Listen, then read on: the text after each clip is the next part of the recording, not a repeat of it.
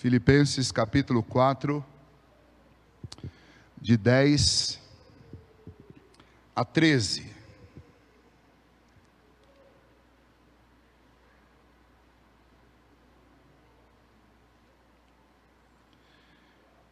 Alegrei-me sobremaneira no Senhor, porque agora, uma vez mais, renovaste a meu favor o vosso cuidado, o qual também já tinhais antes, mas vos faltava oportunidade. Digo isto não por causa da pobreza, porque aprendi a viver contente em toda e qualquer situação. Tanto sei estar humilhado, como também ser honrado. E de tudo, em todas as circunstâncias, já tenho experiência tanto de fartura como de fome, assim de abundância como de escassez. Tudo posso naquele que me fortalece. Vamos orar mais uma vez. Enquanto nós oramos, eu vou pedir para o pessoal da iluminação, acho que desligar a luz aqui de cima de mim, está ruim para eu ler aqui, por favor. Vamos orar? Feche os seus olhos. Senhor, muito obrigado, Pai, por podermos nesse momento buscar a Tua Palavra e buscar, ó Deus, a instrução do Senhor para as nossas vidas. E nós queremos pedir a Ti nesta hora, ó Deus, que o Senhor fale ao nosso coração, que o Senhor nos ajude, que o Senhor nos dê condição, ó Deus, de sermos fortalecidos pelo Teu Santo Espírito, ó Deus, para enfrentar os desafios desse tempo que vivemos. O Senhor sabe em cada um de nós qual matéria, qual área, qual parte da nossa vida, do nosso coração, da nossa vivência, precisa, ó Deus, ser tratado, para que a gente fique forte, ó Deus. E nós precisamos da fortaleza do Senhor, do fortalecimento do Senhor, para esse momento que passamos, e nós te pedimos isso, em nome de Jesus, amém. Muito bem, não está sendo fácil, e não está sendo fácil para ninguém, tudo que nós estamos enfrentando. Algo está profundamente difícil na vida de cada um de nós, nesse momento que nós estamos vivendo, com essa dificuldade da pandemia, que não precisa ficar falando sobre ela, porque vocês sabem, alguma coisa nesse processo todo tocou a sua vida de algum jeito, né? Todos nós, de forma maciça, fomos tocados primeiramente pelo medo da doença, depois pelos reflexos do isolamento social, que afastou a gente de todo mundo. E se fosse para citar aqui, para enumerar todas as reclamações possíveis que nós poderíamos fazer a respeito de tudo que essa pandemia trouxe de ruim para as nossas vidas, dava para fazer uma fila e dava para ficar ouvindo coisa aqui a noite inteira, e do mesmo jeito que diz a música lá, conta as bênçãos, conte-as de uma vez e verá surpreso quanto Deus já fez. Se fosse para abrir um microfone da reclamação, olha, a gente também ia ficar surpreso de quanta coisa a gente acaba reclamando no meio desse processo todo, desde de coisas elementares, mas difíceis, como o uso desse objeto aqui, diariamente, em todos os locais, fora aqueles momentos, pitorescos na vida de todo mundo, de você chegar no mercado e olhar para o lado do banco, olhar para o bolso e perceber que você esqueceu a máscara em casa, e você vai ter que voltar para casa, senão você não vai comprar o pãozinho, não vai comprar os ovos, não vai comprar a carne lá para o seu almoço. Muito bem, tudo isso mexeu muito com a gente, e nós precisamos de fortalecimento para enfrentar toda essa dificuldade que nós estamos lidando, que é própria do momento que nós estamos passando. Então nessa noite nós vamos buscar na experiência e na própria confissão, da declaração do apóstolo Paulo, força para a nossa vida e para a nossa fé. Este é o propósito dessa mensagem e desse tempo nosso aqui nesta noite, buscar força e fé em Deus para atravessar esse momento, essa pandemia do Covid-19. Então nós vamos olhar um pouco para esse texto e tentar aprender como lidar com essas fraquezas, com essas dificuldades, com estes sofrimentos que passaram a fazer parte da vida de cada um de nós. Paulo, quando escreve a carta aos Filipenses, ele está no ano 61 do primeiro século, e portanto já no final do ministério de Paulo, porque Paulo no ano 64 ele é decapitado em Roma. Paulo já está preso quando escreve esta carta, quando ele escreve essa carta, já é há alguns anos, bons anos, depois da carta aos Romanos, obrigado, até que enfim, aí voltou. Ele escreve esta carta no ano 61, e quando ele escreve essa carta, ele também já está há alguns anos preso, ele já está há alguns anos encarcerado. E esta carta conta para nós histórias ou testemunhos de Paulo que são maravilhosos. Um deles, por exemplo, é que Paulo gostaria, e ele escreve isso lá no primeiro capítulo, que a igreja ficasse feliz com as suas cadeias. Por quê? Porque ali onde ele estava preso, Deus plantou uma igreja através dele. Porque os guardas que ficavam diariamente algemados com ele, ouviam o quê? Adivinham o que Paulo falava com eles? Compartilhava-lhes a respeito do evangelho. E o que aconteceu foi que estes próprios soldados, eles foram convertidos, e nasce uma igreja exatamente nos lugares onde Paulo ficava encarcerado. Paulo pregava, e ali, mesmo em cadeias, o evangelho crescia. As igrejas fundadas por Paulo, mesmo à distância, também continuavam a crescer e continuavam a disseminar o evangelho lá no primeiro século, na Ásia Menor, na Palestina, e aonde quer que Paulo fosse, na Macedônia, que é a Europa, por onde Paulo passava, não só ele, mas os outros apóstolos, Deus os usava para que o evangelho fosse pregado. E a trajetória de cada um dos apóstolos, inclusive do apóstolo Paulo, foi trajetória de sofrimento, especialmente por causa do que eles pregavam. Eles eram perseguidos pelos judeus, que não suportavam a liberdade do evangelho, não suportavam a esperança que o evangelho trazia, porque eles eram moralistas, tradicionalistas, e viviam ali sempre debaixo daquele jugo dos cerimoniais, e eles não receberam a Cristo, e obviamente não receberam também o evangelho, e eles perseguiam aqueles que se convertiam a Cristo Jesus, e aqueles que pregavam o evangelho, no caso dos apóstolos e dos discípulos todos do Senhor Jesus. Os apóstolos e estes irmãos do primeiro século também eram perseguidos pelo Império Romano.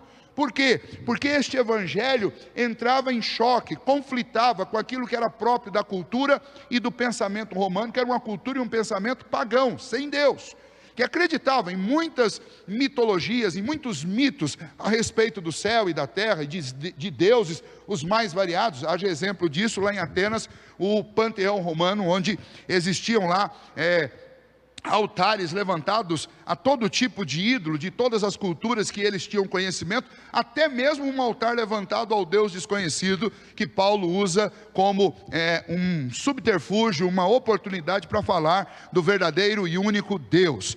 Estes apóstolos, e especialmente o apóstolo Paulo, tiveram vida difícil. A vida deles foi marcada por muito sofrimento e termina com a morte. Mas você não vai encontrar relatos bíblicos a respeito da reclamação, a respeito de tristeza, a respeito de depressão, a respeito de algum sentimento ou de algum momento na vida destes homens que eles baixaram a cabeça e desistiram da vida ou desistiram do seu ministério. É óbvio que, como seres humanos, eles não eram estátuas de pedra, nem robôs. Como seres humanos, eles, assim como os personagens do Antigo Testamento, certamente tiveram momentos em que eles choraram, certamente eles tiveram momentos de dores, mas nunca momento de desistir, nunca momento de baixar a cabeça, nunca momento de reclamar com Deus ou de Deus. Muito pelo contrário, eles fortaleciam, como o apóstolo Paulo faz aqui, a igreja que estava preocupada com eles. Exatamente essa a circunstância aqui. A igreja de Filipos, que era auxiliar do apóstolo Paulo nas suas missões, na sua propagação do evangelho, era uma igreja que investia em missões, era uma igreja que se envolvia com o trabalho missionário do primeiro século.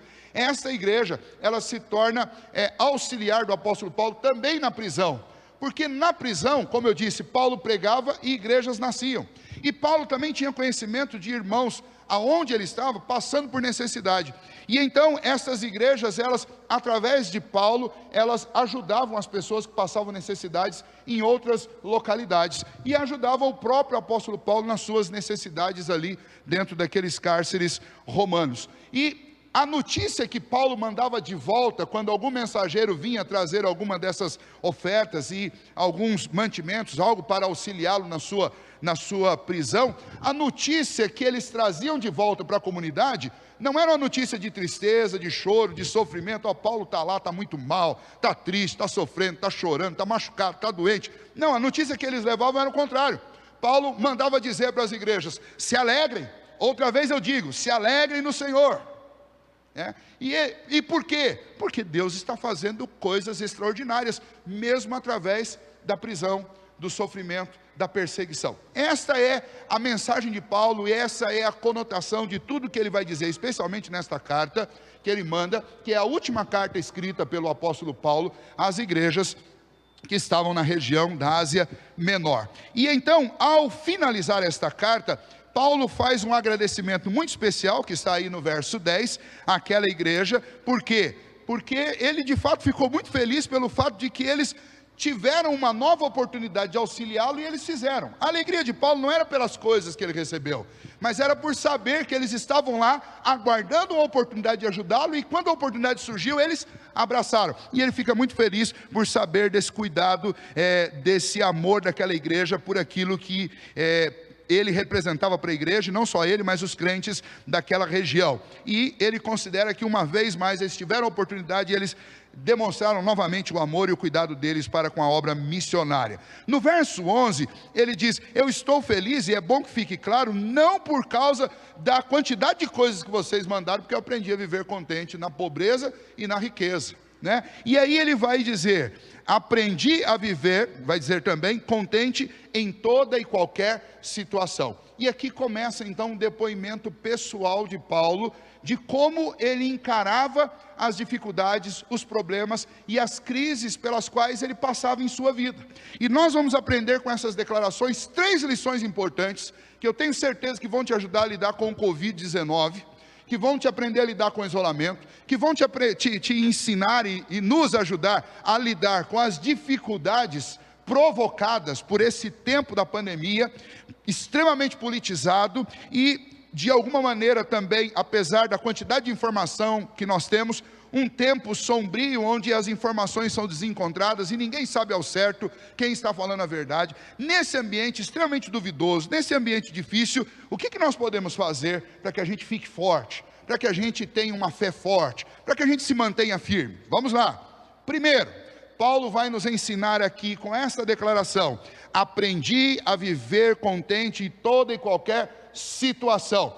Qual é o princípio que ele vai nos ensinar? Antes de falar em ficar contente, você pode observar que se Paulo está dizendo que ele aprendeu a viver contente em toda e qualquer situação, ele também está dizendo que as situações da nossa vida, elas vão mudar constantemente.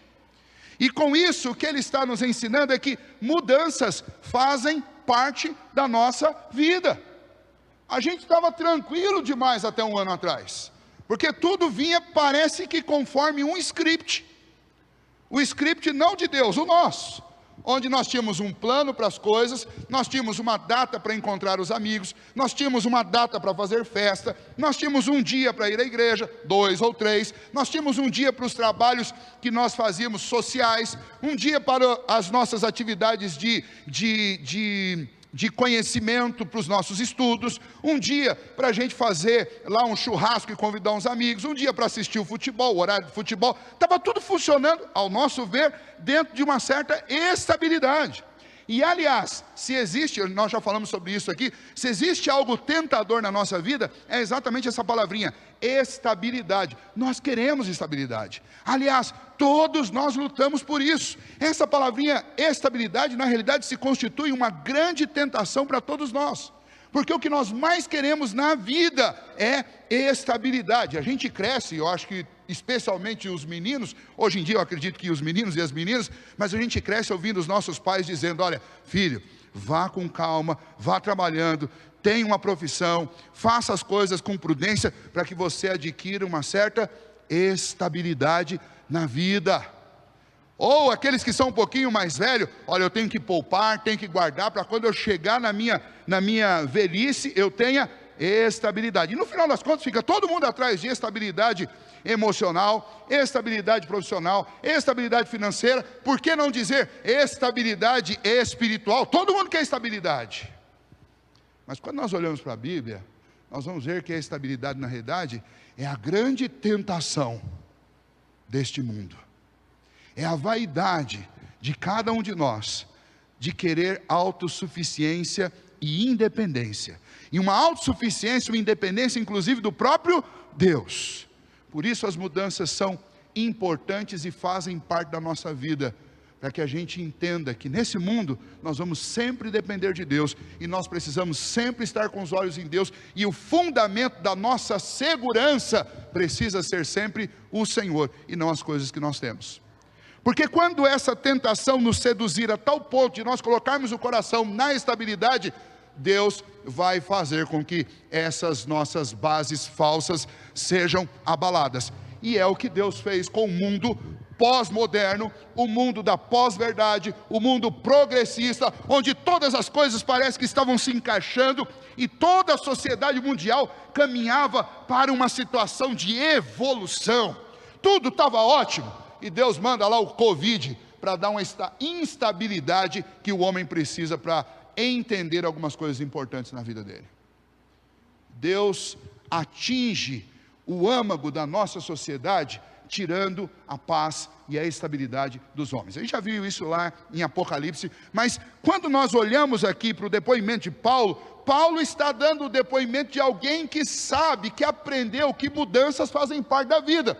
Vamos pensar em Paulo? Olha lá, Paulo foi criado pelo o seu mentor Gamaliel, numa vida estável dentro do judaísmo, aprendendo e crescendo em conhecimento sobre todas as ciências, e inclusive sobre o judaísmo.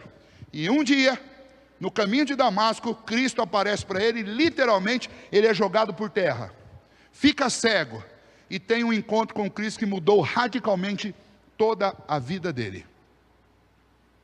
Depois disso, ele começa a pregar, ele é um fazedor de tendas. E num primeiro momento, quando ele começa a anunciar o Evangelho, igrejas começam a nascer, e parece que aquele ministério é um ministério abençoadíssimo, e é um ministério que tem atraído a atenção de muitas pessoas. Só que no auge do atrair a atenção das pessoas, surgem aqueles que começam a confrontar o apóstolo Paulo. E o apóstolo Paulo começa a ser expulso de cidades na base de pedradas, mas ele continua firme. E ele empreende viagens missionárias, empreende 1, 2, 3, e aí ele começa a pensar em ir para Roma. Ele precisa ir para Roma porque ele quer pregar para aquela igreja, a fim de convencer a igreja dos cristãos que estavam lá em Roma, para que eles o lançassem para a Espanha, porque ele queria levar o evangelho até a Espanha. E debaixo de lutas e perseguições, ele vai fazendo isso, incansável, sem parar, ele continua. Mas quando ele chega em Roma, então, ele é preso, e ele não pode concluir o seu plano. E agora, ele tem uma nova mudança na vida dele. E a mudança que aconteceu agora é que ele se tornou um prisioneiro. E um prisioneiro por quê? Por falar a verdade, por falar sobre o Evangelho, por semear esperança no coração das pessoas, por anunciar Cristo. Mas mudou. E aí, Paulo podia simplesmente chegar naquela prisão, como ele já tinha sido preso outras vezes, inclusive junto com Silas, por exemplo. Ele podia chegar naquela prisão e ficar triste, e começar a chorar, e começar a murmurar, e começar a se lamentar, como alguns de nós talvez estamos inclusive fazendo no meio dessa pandemia. Mas Paulo, lá no meio da prisão, ele faz o quê? Ele continua fazendo o que ele foi chamado para fazer desde o dia em que Cristo encontrou com ele em Damasco, no caminho de Damasco. Ele lá dentro da prisão continua a missão de pregar, porque a vida dele, ele já tinha declarado isso, o viver é Cristo. Então, independente da circunstância, ele continuava fazendo aquilo que ele foi chamado para fazer. Por que Paulo conseguia isso? Porque Paulo não idolatrava a estabilidade, ele não idolatrava um cenário específico da vida dele, porque na mente dele estava absolutamente solidificado o princípio de que mudanças fazem parte da nossa vida. E agora, nesse momento que a gente reclama de tantas coisas, o que a gente precisa realmente fazer é trazer para o coração esse entendimento. Mudanças fazem parte da nossa vida. Deus mandou esse pequeno e invisível vírus para mudar um bocado de coisa na nossa vida. E vai mudar. Ou já mudou. E vai mudar ainda mais. A maneira como nós nos relacionamos, a maneira como nós trabalhamos, a maneira como nós empreendemos, a maneira como nós sonhamos, a maneira como nós planejamos. Mudança, e mudança é boa, porque Deus nos molda, Deus trabalha o nosso coração, trabalha o nosso caráter e nos dá oportunidades exatamente nas mudanças. Se não fosse assim, por que Deus teria inspirado Salomão a escrever Eclesiastes capítulo 3, há tempo para todo propósito debaixo do sol? Tem tempo que você abraça, mas daí as coisas mudam, e tem tempo que você tem que deixar de abraçar, e isso é bem propício para o que está acontecendo nos nossos dias. Tem tempo de levantar muros, mas tem tempo também de derrubar muros. Tem tempo, e agora eu vou usar aqui o princípio, tem tempo de se encontrar com muitos amigos, mas também tem tempo de ficar sozinho. Isso faz parte da nossa vida. Mudanças fazem parte da nossa vida. O Salmo 90, versículos 10, 11 e 12, afirmam categoricamente: tudo passa rapidamente e nós voamos. Ou seja, não fixe o seu coração numa suposta estabilidade que faz bem a você, porque tudo passa, é bíblico, tudo passa. A tranquilidade, o momento de tranquilidade na vida, que parece que você refaz as forças, passa. Assim também que como o momento de tribulação, de dor, de tormenta, passa. Tudo passa, porque as mudanças fazem parte da nossa vida. Você que é crente, especialmente nós cristãos, Pedro, o apóstolo Pedro nos orienta lá na sua primeira epístola, no capítulo de número 1, ele nos afirma, aliás, no capítulo número 4, verso 12, ele diz: não estranheis o fogo que surge repentinamente no meio de vocês, a fim de provar-vos. Ou seja, se Pedro estivesse escrevendo hoje, ele fala: não estranha aparecer Covid aí na sua casa, não estranha aparecer Covid na sua cidade, não estranha aparecer medidas do governo, medidas estaduais, municipais, que inclusive te façam perder o teu emprego. Não estranhe isso, porque essas coisas Deus provê na nossa vida para provocar as mudanças que precisam acontecer, para mexer com as nossas estruturas, para mostrar aquilo que está escondido e fragiliza a nossa vida e às vezes está oculto. Volta e meia a gente resolve fazer aquelas limpezas de porão, sabe limpeza de porão? E aí quando você vai tirando as coisas, de repente você descobre que tem uma parte da casa lá que está podre. Se você não mexesse ali, não limpasse, você não ia descobrir, porque está bem escondidinho lá embaixo. E aí você percebe que existe um problema e você arruma. Mudanças são para isso, para a gente perceber as partes que estão estragadas na nossa vida, na nossa família, naquilo que nós fazemos, na nossa vida profissional. E então entenda, o que Deus está fazendo nesses dias é uma grande e profunda mudança nessa sociedade. E isso começa com a minha vida pessoal, com a minha família, com o meu trabalho, com a minha igreja. Então eu preciso, para fortalecer a minha vida, a minha fé, compreender que o que Deus está fazendo é muito bom. É muito bom. Você estava reclamando que não tinha tempo para os seus filhos. Deus mandou o Covid, foi lá e te deu o tempo que você precisava. Você estava triste, preocupado com um filho seu que estava se desviando, você não estava tendo mais controle sobre ele, não tinha diálogo com ele, não tinha nada. Deus mandou o Covid e prendeu ele dentro da casa junto com você.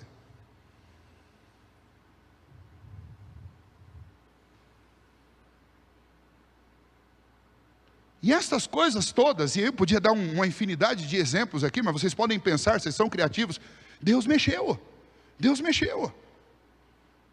Tinha casamento quase indo para o brejo lá, e Deus trouxe todo mundo para dentro de casa. No primeiro momento foi para brigar, né, que o pessoal se estranhar: oi, como vai? Muito prazer, meu nome é tal, fulano de tal, sou seu marido. Mas Deus trouxe todo mundo para dentro de casa. E aí se apaixonou de novo, que o maridão voltou a comer aquele feijão saboroso da esposa. Ou ela aprendeu a engrossar o caldo do feijão finalmente, fazendo comida todo dia. E olha que a gente comeu nessa pandemia, né?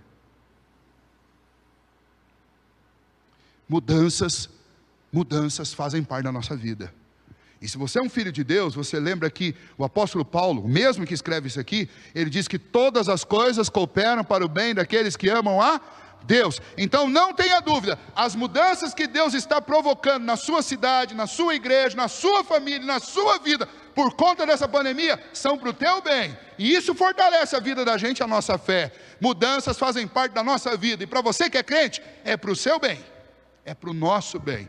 Então se anima, então diz, glória a Deus, amém Senhor, obrigado pelo isolamento, obrigado pela máscara, e vamos usar paciência, quando der para a gente ficar sem ela, a gente baixa para o queixo, e a gente fica, se pegar a doença, glória a Deus, se ficar curado, glória a Deus, se chamar para a glória, glória a Deus 3 vezes, porque aí nós vamos para a glória e morrer é lucro. O apóstolo Paulo diz, infinitamente melhor estar com o Senhor do que estar nesse mundo. Então, por todos os efeitos, fica contente, se fortaleça seu coração, fortaleça a sua fé, porque o que está acontecendo, essas mudanças todas são um bênção. Primeiro princípio, mudança faz parte da vida, agradeça a Deus por ela. Segundo princípio que Paulo nos ensina, que é o que está aí, literalmente transcrito no verso 11, aprendi a viver contente em toda e qualquer situação. Princípio, aprenda a viver contente em qualquer cenário. É isso que Paulo está ensinando.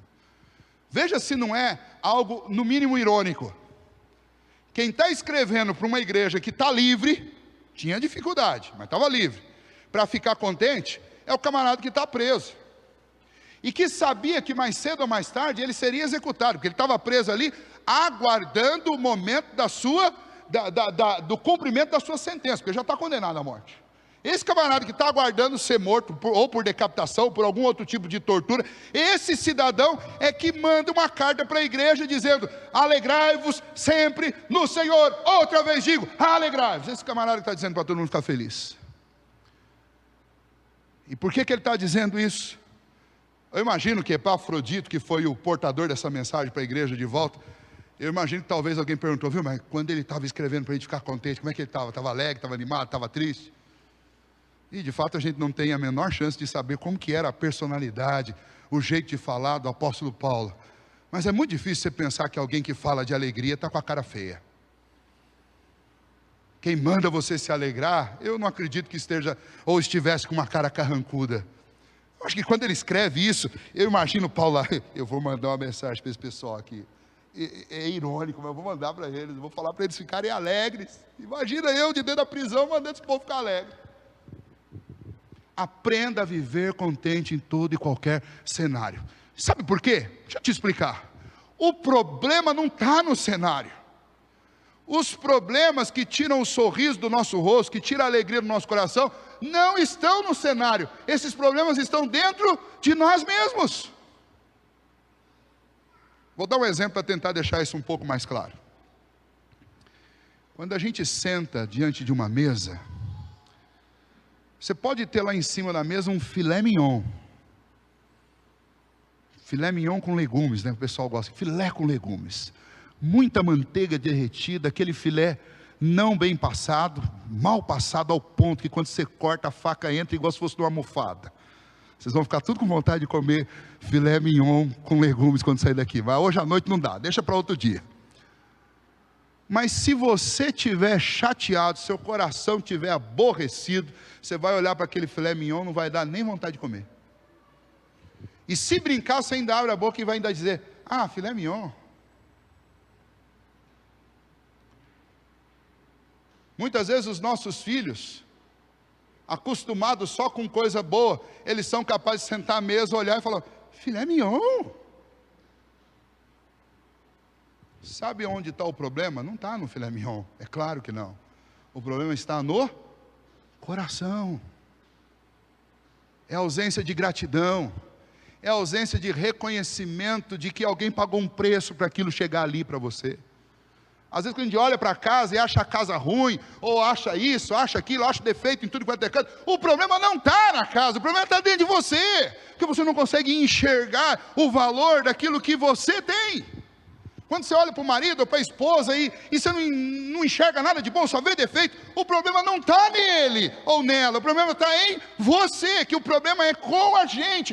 Por isso que Paulo diz, aprendi, significa que é um aprendizado, o contentamento é um aprendizado, assim como a murmuração e a reclamação também é um mau hábito aprendido. Tem gente que aprende a reclamar desde cedo, reclama de tudo, não importa o que você coloque na frente, vai reclamar, porque é aprendizado.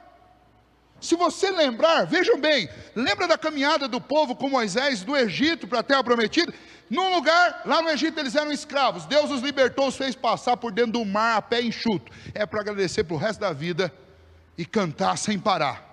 Mas logo depois eles já começaram a reclamar. No Egito a gente tinha casa que a gente não tem. Aí Deus coloca uma nuvem o dia inteiro para fazer sombra, o dia inteiro sobre eles. Ah, mas lá tinha casa, a gente ficava no quentinho de noite. Deus põe uma coluna de fogo para eles ficarem quentinhos. O que nós vamos comer hoje? Deus manda proteína do céu. Já viu um negócio desse? Proteína do céu. Todo dia, de graça. E com certeza esse povo chegou lá e falou: não aguentamos mais comer codornizes. Não aguentamos mais maná.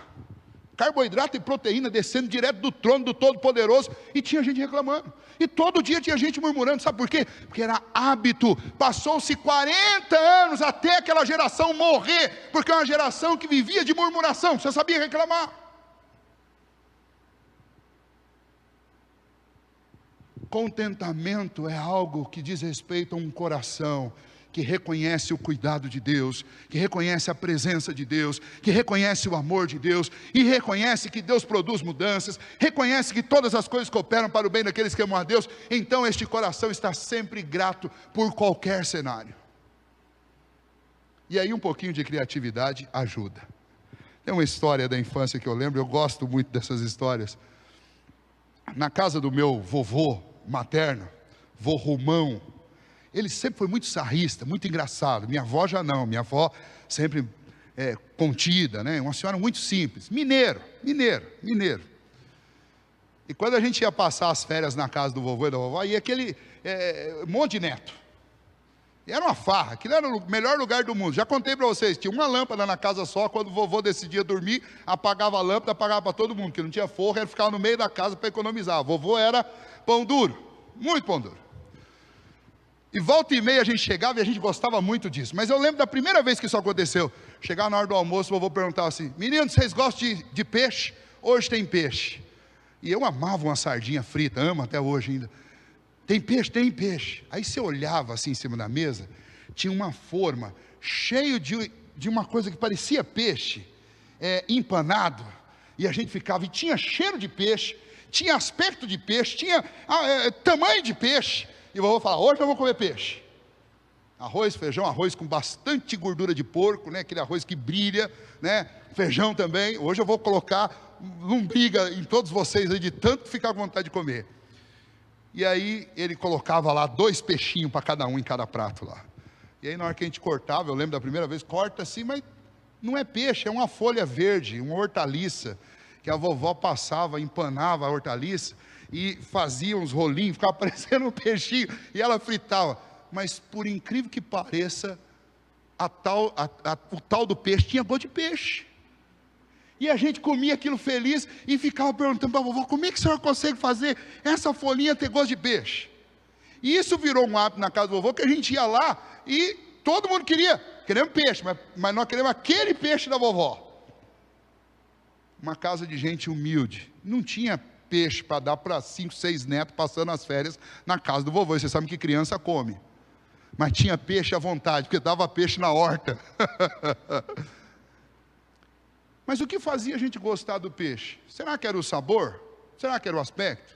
Eu afirmo para vocês de coração, porque isso me dá muita saudade. O que fazia a gente gostar do peixe era o vovô. O vovô animadão ali na mesa. Gente, peixe, peixe, peixe, peixe. E eu lembro até hoje ele brincando, falando peixe, e às vezes dando uma piscada. Porque sempre tinha um neto ali de primeira viagem que nunca tinha experimentado o peixe. Mesa é isso. E a gente precisa ensinar isso para os nossos filhos, viver contente em qualquer cenário. E a gente vê, e volta e meia eu vejo isso, criança rabugenta, senta na mesa, tem um monte de coisa, e antes de experimentar começa: o que tem para o almoço hoje? Mas dá uma vontade de mandar para o quarto, deixar de castigo até a hora da janta. E chegar na hora da janta, ele não vai perguntar, porque vai estar com tanta fome que vai abrir e vai comer. Mas nós somos muito semelhantes a essas crianças. Ficamos reclamando de tudo. Deus nos mandou uma pandemia, Deus nos deu o Covid, mas nesse cenário, o que a palavra de Deus ensina que a gente tem que fazer? Tem que ficar contente. Mas pastor, como é que tem que ficar contente? Você está vivo, fica contente. Você tem comida em casa? Fica contente. Ah, pastor, mas eu não tenho o filé mignon, mas dá para fazer um peixe lá na sua horta. Tem outra dica boa. Legume que tem pelo e solta sangue. Já viram esse? Eu vou deixar para outro dia isso daí, não.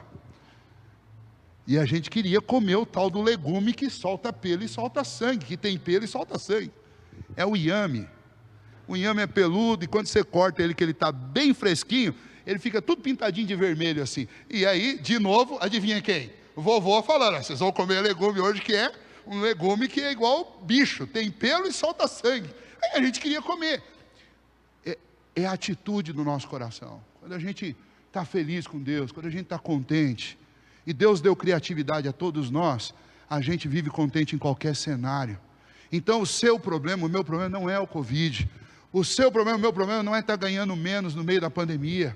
O seu problema não é talvez estar passando por um momento de desemprego, mas é temporário. Você é trabalhador, você sabe o que fazer. Eu tenho certeza que Deus vai te dar vitória nessa área. Seu problema não é esse. Seu problema não é a igreja estar fechada ou a igreja estar aberta. Seu problema é o seu coração, é o nosso coração. É isso que precisa ser mudado, é isso que precisa ser alterado. A gente precisa entender que mudança faz parte da vida e que nós temos que aprender a viver contentes em toda e qualquer circunstância. Porque pense bem, se os filhos de Deus começam a murmurar e a reclamar, quem dirá os que não são? O que é ser luz e sal da terra num cenário de Covid?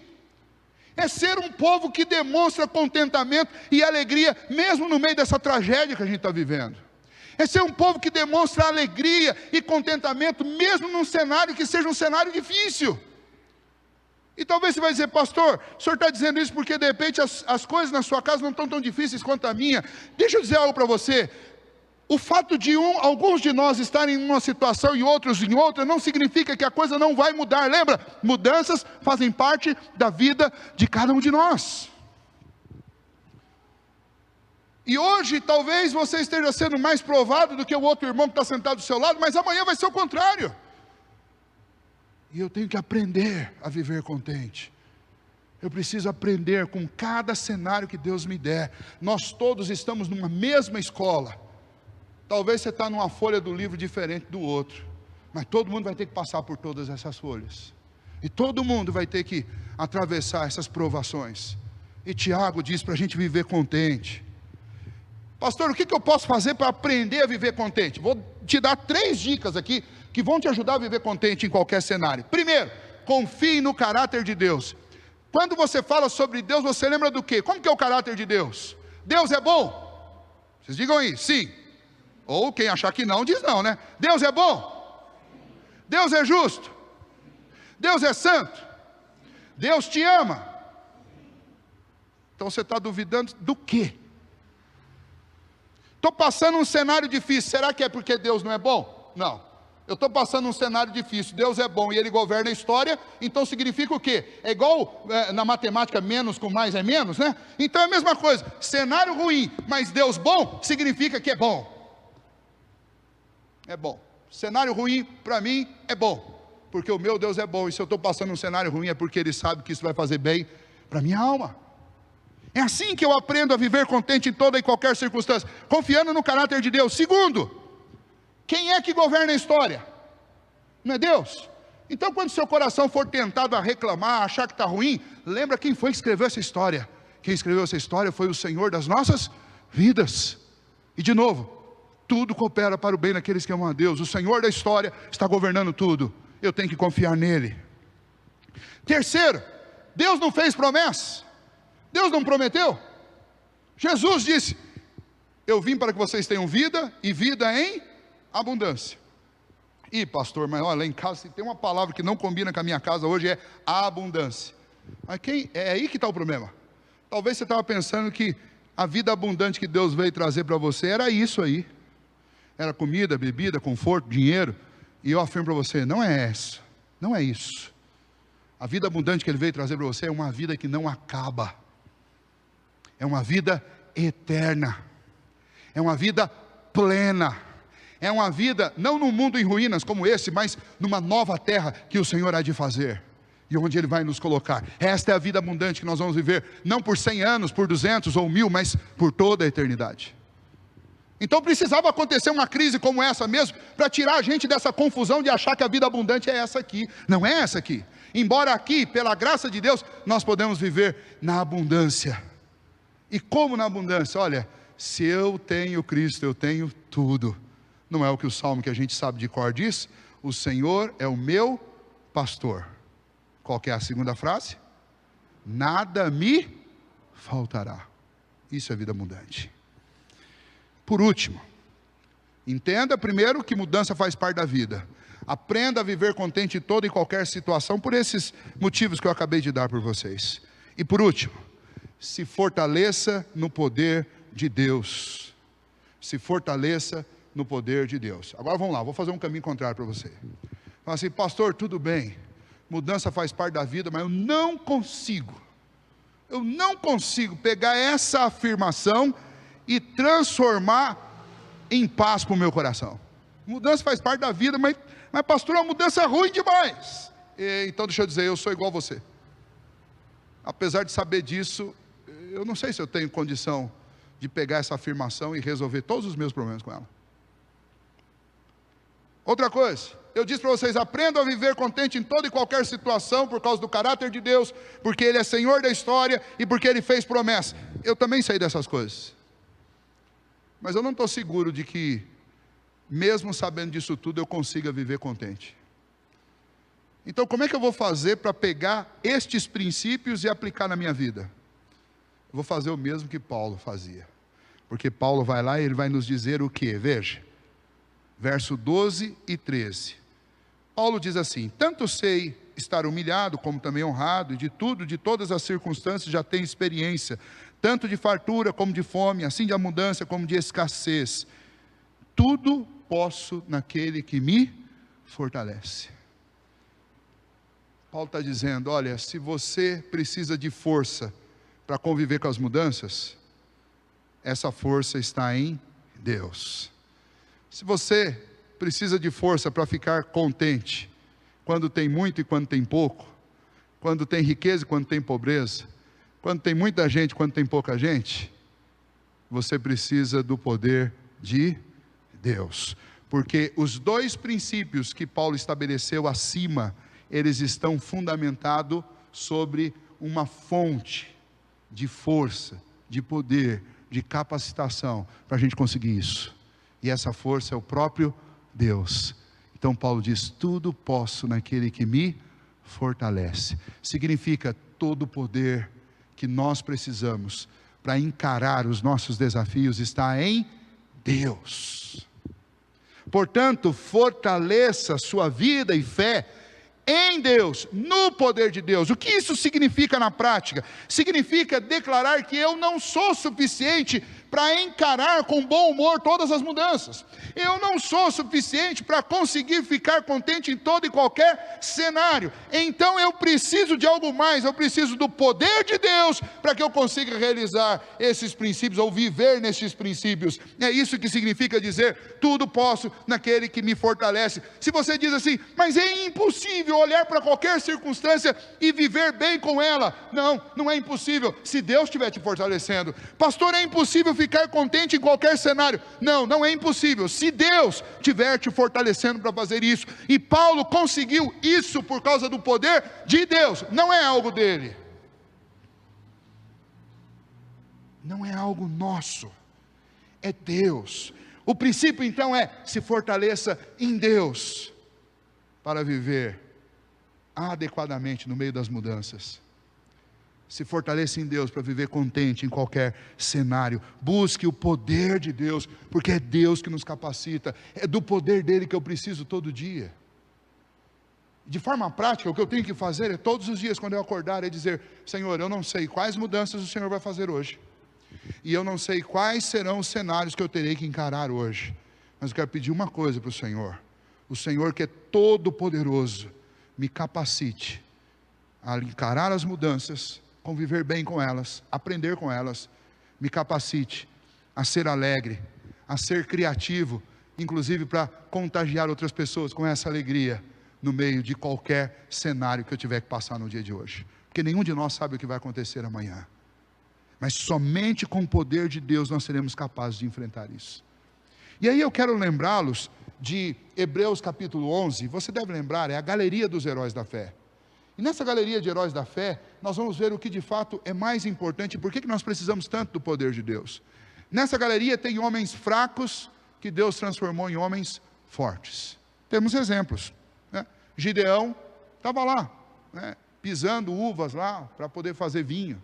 Deus o chamou para liderar, e para vencer vitórias, que não foram conquistadas pelos músculos dos seus soldados, que eram poucos, mas foi no poder de Deus que ele se tornou um líder vencedor. Chamou Jefté, um filho bastardo de uma casa, para ser o líder da nação temporariamente. Chamou Baraque, chamou Davi, o jovenzinho mais inexpressivo da família de Jefté, que nem o próprio pai acreditava nele, porque quando Saul veio para ungir um rei, o pai chamou todos os filhos, menos Davi, largou para lá. Mas quem Deus escolheu? Deus escolheu Davi, e da fraqueza Deus tirou força. Mas a galeria dos heróis da fé, também tem gente que era forte, que tinha cargo importante, que tinha ofício importante, mas que foi perseguido e morreu debaixo de terrível perseguição, e aparentemente é gente forte que Deus permitiu enfrentar a fraqueza. Exemplo, profeta Isaías, um dos maiores profetas do Antigo Testamento, foi perseguido por um rei e por fim morreu cerrado ao meio, escondido dentro de uma árvore. Estevão, um primeiro diácono da igreja cristã, cheio do Espírito Santo de Deus, por meio de quem Deus fazia prodígios e sinais. O que aconteceu com ele? Foi julgado pelo Sinédrio e foi apedrejado, morreu apedrejado.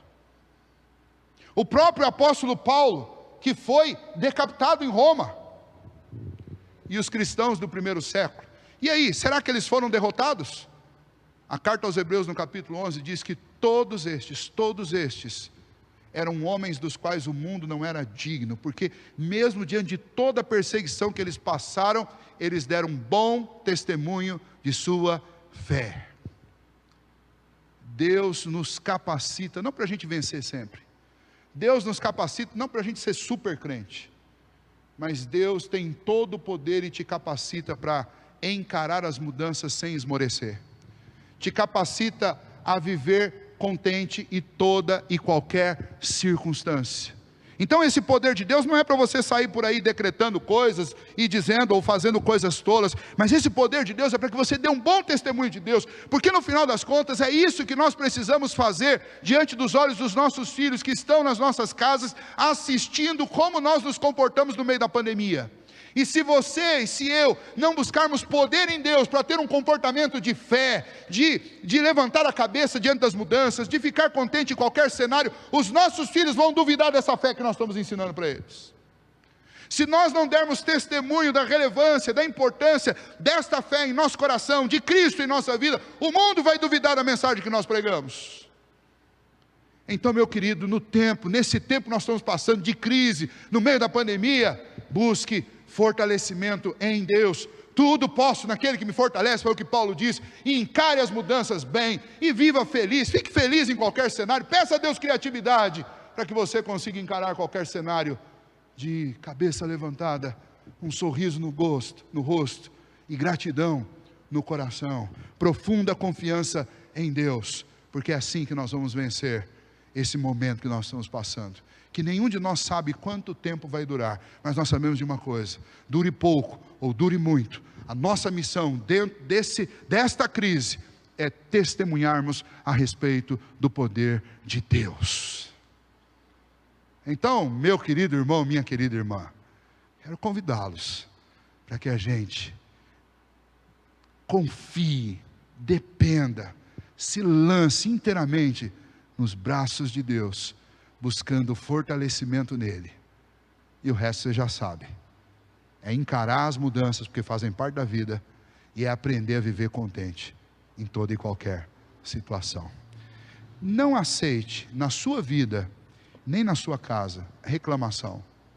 Tem um pastor que eu gosto de ouvir, que ele insistentemente usa essa expressão: reclamação é a música do inferno. E é do inferno, porque no inferno só vai ter isso. Só vai ter isso. Lamento, choro e ranger de dente. Reclamação. Não reclame, não reclame. Se você começar a reclamar dentro da sua casa, a sua casa vai ser o inferno.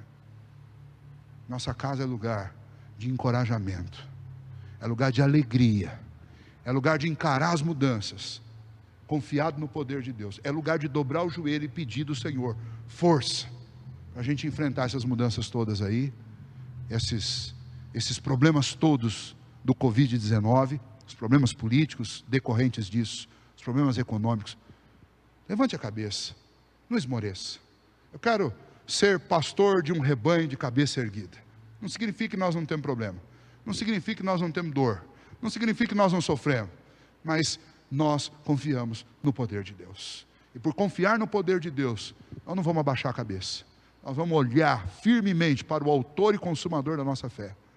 Nós temos aqui, no nosso passado, uma nuvem enorme de testemunhas que nos assistem, e que lá das arquibancadas eles gritam: fé, fé, fé, porque foi pela fé que eles venceram, e é pela fé que nós também venceremos.